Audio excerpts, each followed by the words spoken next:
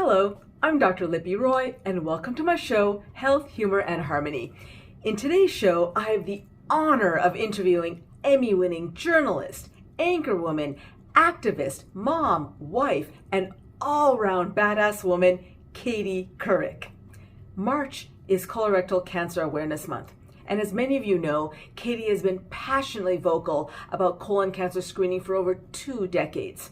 Her husband, Jay, died in 1998 from colorectal cancer. He was only 42. Almost overnight, Katie became a national advocate for colon cancer screening, undergoing a colonoscopy in March 2000 while on the Today Show, inspiring many others to do the same. In June 2022, Katie was diagnosed with breast cancer. She underwent surgery followed by radiation treatment. A public health advocate to her core, on October 2005, Katie broadcast her own mammogram to inspire the same public response as her televised colonoscopy. Today, I'll talk to the legendary media mogul about cancer advocacy, health equity, her partnership with Medtronic, and much more. Let's get started.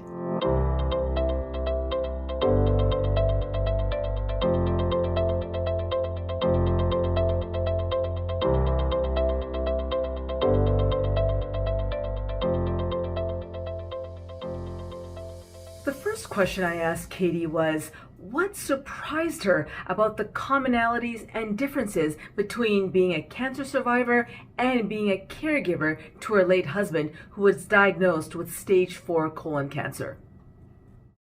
Well, I guess for me, there was a major difference in my experience with my husband versus my experience with my own cancer diagnosis.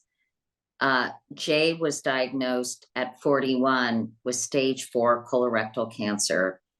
No family history, which is no guarantee that you won't be diagnosed, as you well know. Exactly. A very bleak prognosis. Therapy that had been around since the 1950s, 5-FU and leucovorin, and very few options for extending his life or managing this cancer that was galloping through his body. So that was devastating. Our girls were 1 and 5 when he was diagnosed, and my world came crashing down. And of course, Jay's, needless to say. Katie then discussed her breast cancer journey. Fast forward to when I was diagnosed with breast cancer. I was diagnosed at stage 1A. I had no lymph node involvement.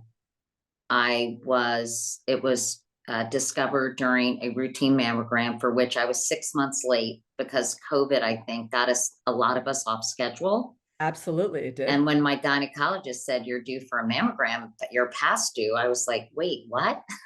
I honestly thought that I just had one. I think the pandemic really played with our kind of minds and our sort of, our whole conception of time. Yes. So when I was diagnosed, it was early. I felt very grateful. I had it confirmed with a breast sonogram, and I have talked a lot about the importance of additional screening for the 42% of women over 40 who have dense breasts for whom mammography may not be sufficient. And it was, it represented one end of the spectrum versus the other. And Jay was diagnosed very late, clearly. Katie could not emphasize enough the importance of early screening, early detection. My experience reinforced this idea that early detection saves lives, that we have to be screened because, and the cancer has to be identified when it's most treatable. And I was kind of a classic case of early detection saving my life. And it just honestly reaffirmed my desire to make sure people are going for their screenings, and so it was a world of difference between Jay's experience and mine. I just wish he had had the same experience I had. Katie brought up health inequities. I think when Jay was diagnosed, I was less aware of the significant health inequities that exist in our Yeah. country and in our healthcare system. Yeah. And when I learned that Black women or women of color have a 40% higher mortality rate for a whole panoply of reasons, Yeah. I felt, I felt both grateful that I had access to care, but also enraged that so many Absolutely. women don't, and Yeah. that so many women are not necessarily informed about their risks and have access to ways to reduce their chances of mortality. We also discussed the Medtronic survey. Colon cancer diagnoses are decreasing overall because of increased screening and lifestyle changes. But when we look more carefully at the data, incidence is decreasing among older people, but rising among younger people under 55. I asked Katie about these results and what message she had for doctors. First and foremost, doctors need to be much more informed about this increase in colorectal cancer. And I think also breast cancer is showing an increase, Dr. Roy, but since we'll keep it to colorectal cancer, that's just an aside. I think doctors need to be more educated on the frequency of colorectal cancer in general. Yeah. I think too often symptoms are dismissed as hemorrhoids. Yeah. I think that, and now especially with this nearly 10% increase from I think 2020 to today in colorectal cancer among people under the age of 50, I believe, but we can double check on those statistics with the Medtronic team, that doctors need to be extremely open to the possibility that a patient may need colon cancer screening when they come in, even if they're younger. Yeah. Now that, as you know, the screening age has been lowered to 45. Lack of family history of colon cancer can give people a false sense of security, as Katie accurately pointed out. 70% of people who are diagnosed have no family history. She wants doctors to pay attention to younger people who complain of unexplained weight loss, change in stool, blood in stool, or darker stool, bloating, fatigue, not feeling right. Consider that this could be colorectal cancer.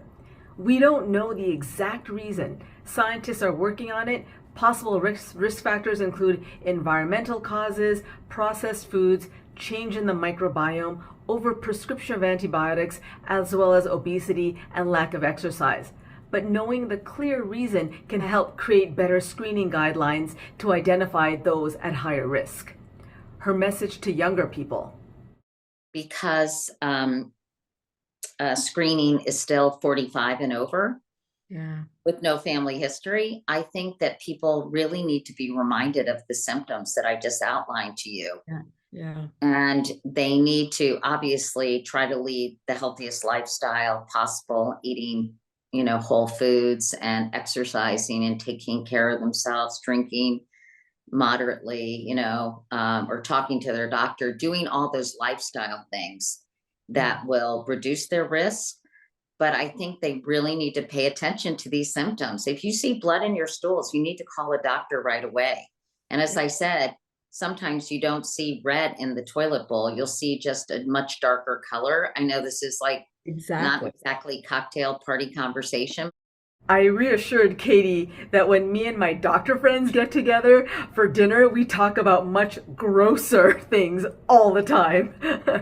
But to Katie's point, we need to talk about our health in a way that we're not embarrassed, because sometimes these can truly be the difference between life and death. Katie was part of the Medtronic panel discussion at South by Southwest in Austin, Texas, and talked about the role of artificial intelligence in health. I'm really excited that AI is going to help with early detection of a lot of these cancers. And as you know, Medtronic has this GI Genius program which is available to be kind of like a second set of eyes for doctors who are performing endoscopies. Yeah. Because as you know, flat polyps, for example, are often missed, or, not all endoscopists have a huge amount of experience, particularly in rural areas. Right. And so I'm excited that AI is going to really provide doctors with so much data that they're going to be able to identify abnormalities and polyps, for example, and get rid of them before they become cancerous. We discussed healthcare access, equality, and diversity. People want to go to people who look like them, who have similar life experiences. And for like Black women to go to like a lily white medical practice, it's really off-putting. Katie talked about women and colorectal cancer based on the Medtronic survey. Many women do not get colonoscopies. They still believe that men are at greater risk. And I think it's half and half, Dr. Roy. You can double check it, but I think that women are diagnosed with colorectal cancer as often as men. So I think that myth of it being an old man's disease is still out there.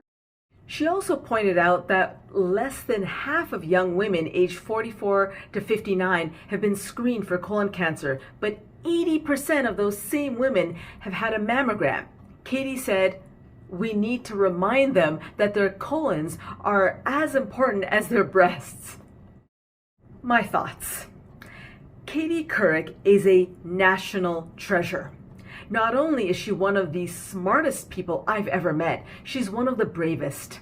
I couldn't fathom losing the love of my life in my early 40s, then raising 2 little kids on my own while having such a public-facing career.